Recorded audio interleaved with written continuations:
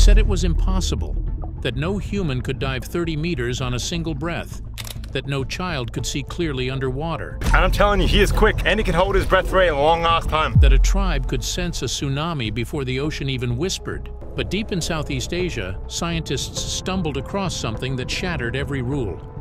What they found in the Bajau and Moken wasn't just adaptation, it was evolution in motion, and it left researchers speechless.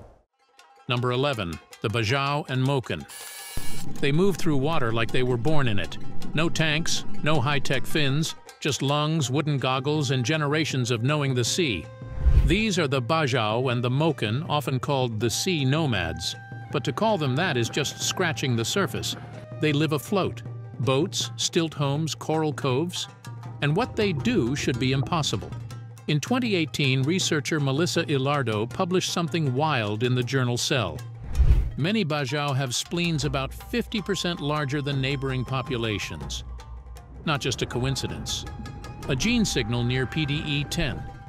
A might be helping that spleen grow, because a bigger spleen can push more red blood cells into circulation during a dive, feeding oxygen to the brain and heart. Some Bajau divers spend hours each day underwater, reaching depths of 10, 20, even 30 meters. A single breath, a spear, a meal.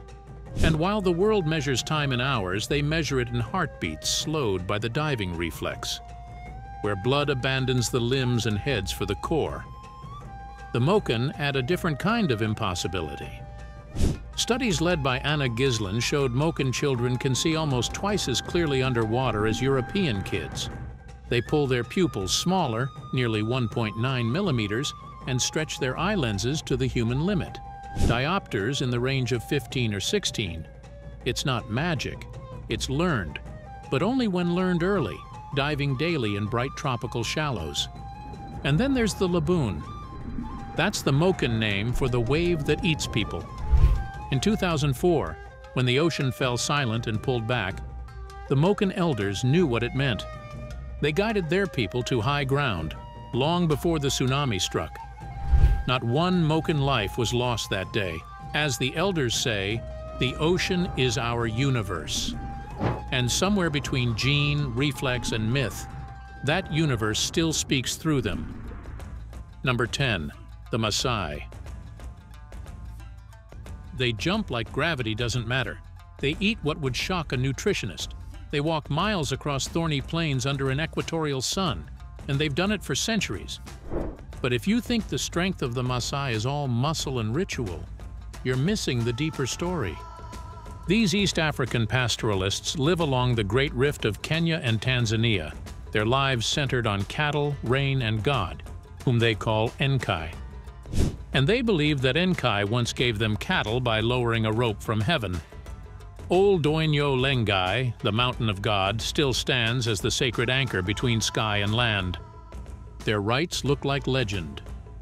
The Adumu jump, where young warriors spring straight upward, heels never touching the ground, often burns energy for hours.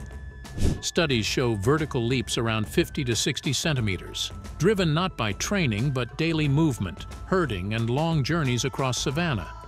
Then there's the diet: milk, meat, and blood. Traditional intake ranges from 600 to 2,000 milligrams of cholesterol a day. Yet somehow blood pressure and heart disease remain low in many communities. In 2012, PLOS1 published an analysis linking Maasai health to strong selection in genes like FABP1, responsible for fat handling, and others tied to lactase persistence. But there's another shift. The Olamayo lion hunting rite, once used to mark adulthood, now lives more in memory and song. In 2010, the Lion Guardians program offered an alternative: conserve lions, track their movements, and share knowledge. The Maasai Olympics, started in 2008, turned ancient bravery towards sprinting, spear throws, and strength. Their true impossible ability, keeping culture alive while adapting with surgical precision.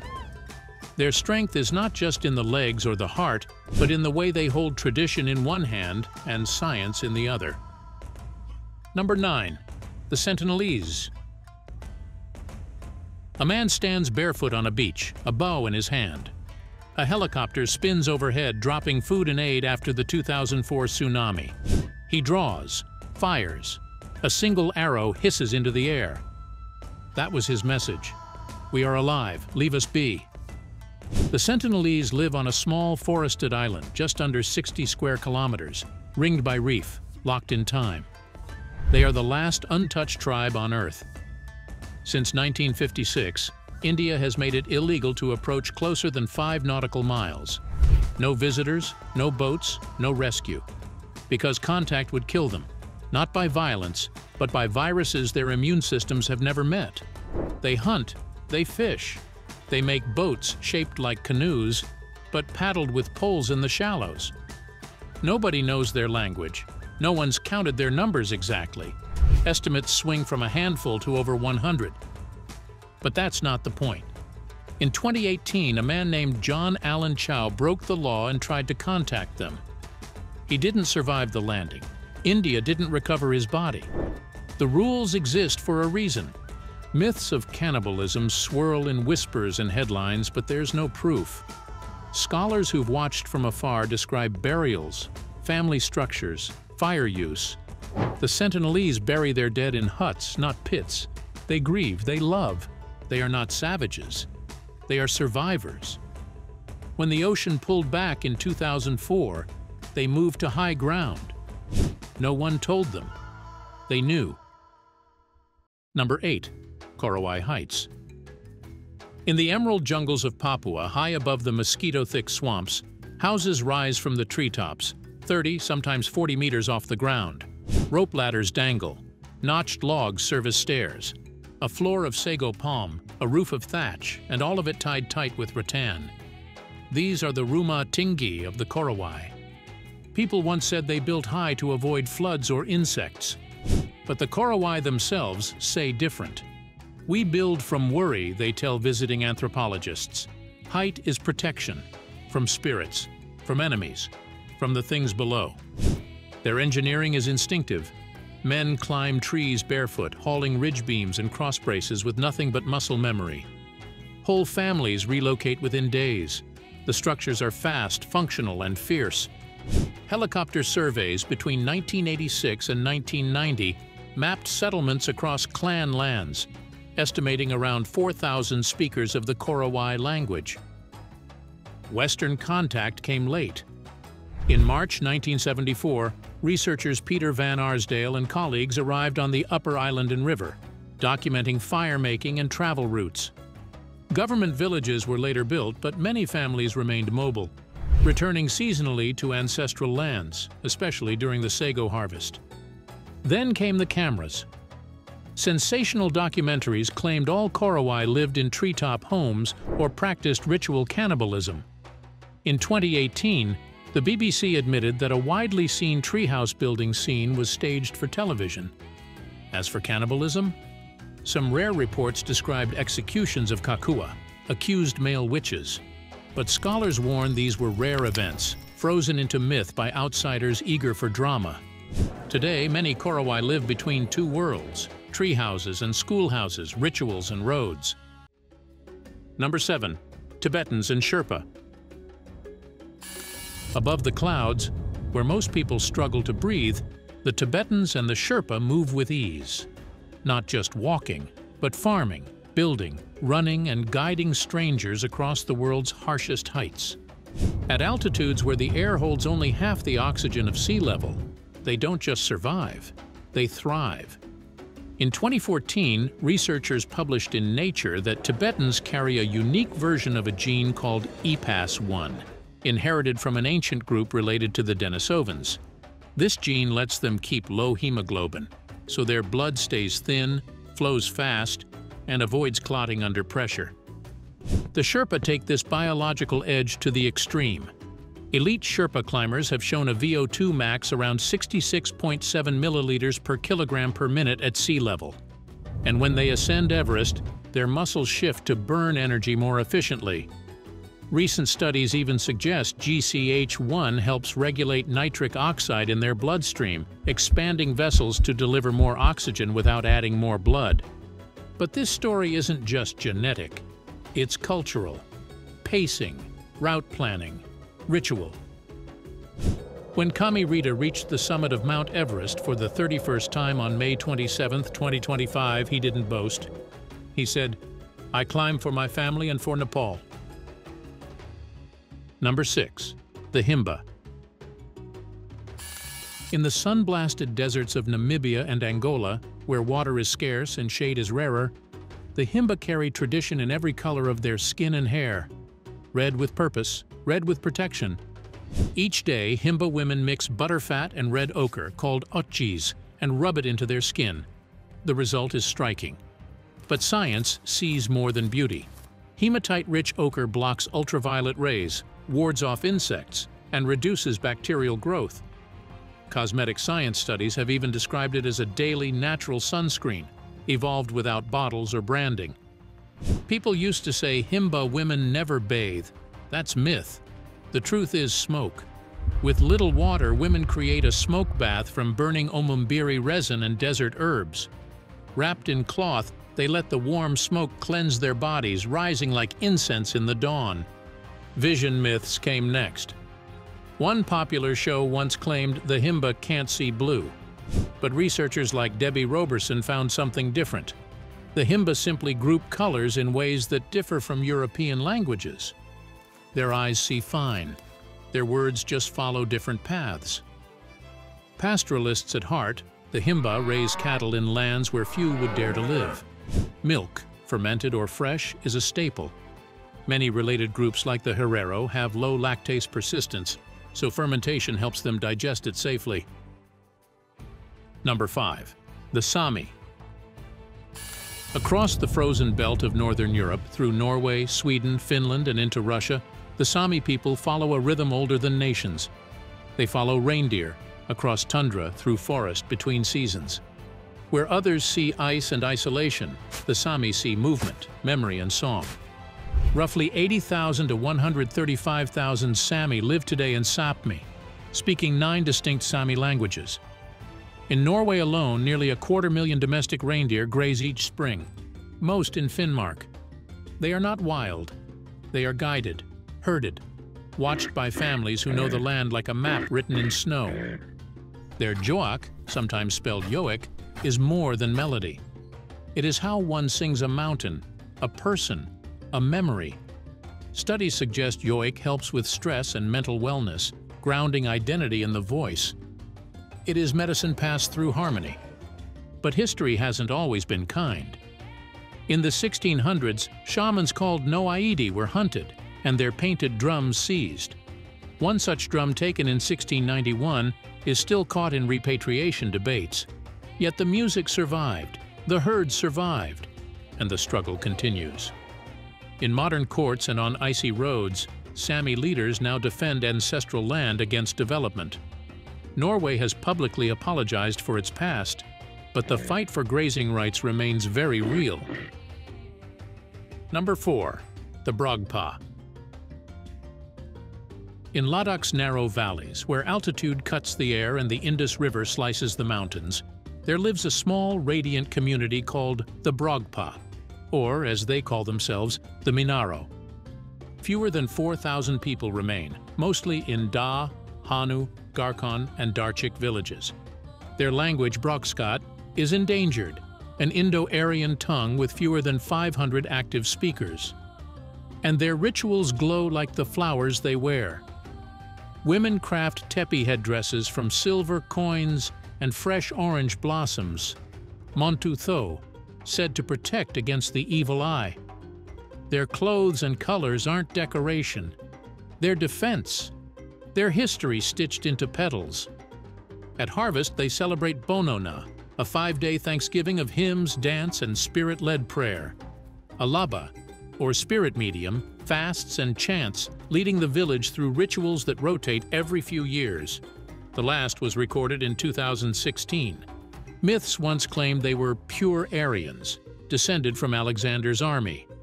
But a 2019 genetic study and a broader 2024 Highlander Genome Project both debunked this. Their DNA is a blend of South and Central Asian ancestry. Beautiful, yes, but not mythical. Their true miracle is survival. Along crumbling terraces, they raise barley and orchards. On thin soil and thinner air they keep singing Brockscott. One elder put it plainly, "We thank the gods, we tend our fields, we wear our flowers." In a world that forgets quickly, they remember slowly. That is their power. Number 3. The Kalenjin. In Kenya's Rift Valley, where red soil meets dawn chill, the Kalenjin run. Not just fast, but forever. In towns like I-10, perched over 2,400 meters above sea level, the air is thin and the legs never stop. The numbers don't lie. Though the Kalenjin make up roughly 10% of Kenya's population, they've won over 80% of the nation's distance running medals. Marathon champions, Olympic legends, world record holders, they keep coming from one place. But it's not magic. It's layered. Studies going back to 2006 by Vincent Onawera, Yannis Pitsiladis, and Ross Tucker showed a pattern. Most of these elite runners grew up running to school, living at altitude, and training together. Culture baked into every stride. Physiology helps too. Even untrained Kalenjin boys have shown lower oxygen cost while running, meaning they burn less to go farther. Their limbs are long, their frames light. Efficiency over power, always. Food adds to it. Meals are often simple. Ugali, greens, milk. But the training is anything but. Hills, group pacing, repetition, sharp focus. Lorna Kiplagat, a long-distance legend, once said, "If you train at 2,400 meters, when you go low you feel like you are flying." No one gave them wings. They earned them. Number 2. The Zangbeto. In the coastal corners of Benin, Togo, and southwestern Nigeria, something tall and whirling moves at dusk. Covered in raffia, spinning like a storm of straw, they hum with energy. These are the Zangbeto, the people of the night. To villagers, they are spirits. To researchers, they are an ingenious blend of community security and ritual theater. Anthropologists studying Badagry in Nigeria conducted interviews in 2013, showing that Zangbeto patrols deter theft, mediate disputes, and even present wrongdoers for local justice. But their presence is more than order, it's awe. Each January 10th, during Benin's Vodun Day, and at the Awida festival that runs through January 11th, Zangbeto flood the streets. They spin, they erupt charms, they captivate. Outsiders ask what's beneath the costume. Locals say, "No one." Believers insist the spirit is real. Scholars point to secret initiates beneath the layers, guided by chants, drums, and centuries of training. And now they've taken on a new role. In 2018, Voice of America reported that Zangbeto began patrolling mangroves near the Mano River. They now warn off illegal loggers and overfishers, guarding not just people, but ecosystems. As scholar F. Hunsu wrote, "Zangbeto are art, power, and peace rolled into one. People don't just watch them, they trust them." Number 1. The Sakha. In Yakutia, deep within Russia's Siberian stretch, winter doesn't visit, it rules. And yet the Sakha people not only survive, they flourish. Where temperatures once plunged to minus 67.7 degrees Celsius on February 6, 1933, the Sakha still sang to the sky. Nearly 500,000 strong, most Sakha live in the Republic of Sakha, mastering both biology and ritual. Scientists have traced cold adaptation to genetic regions like TBX15 and WARS2, shaping fat distribution for warmth. Other studies from 2022 and 2025 revealed selection in UCP genes, activating heat production in brown fat. Their metabolism doesn't fight the cold, it thrives in it. But genes alone don't tell the story. At Yiyak, the summer festival, elders pour kumis, fermented mare's milk, to the heavens and chant.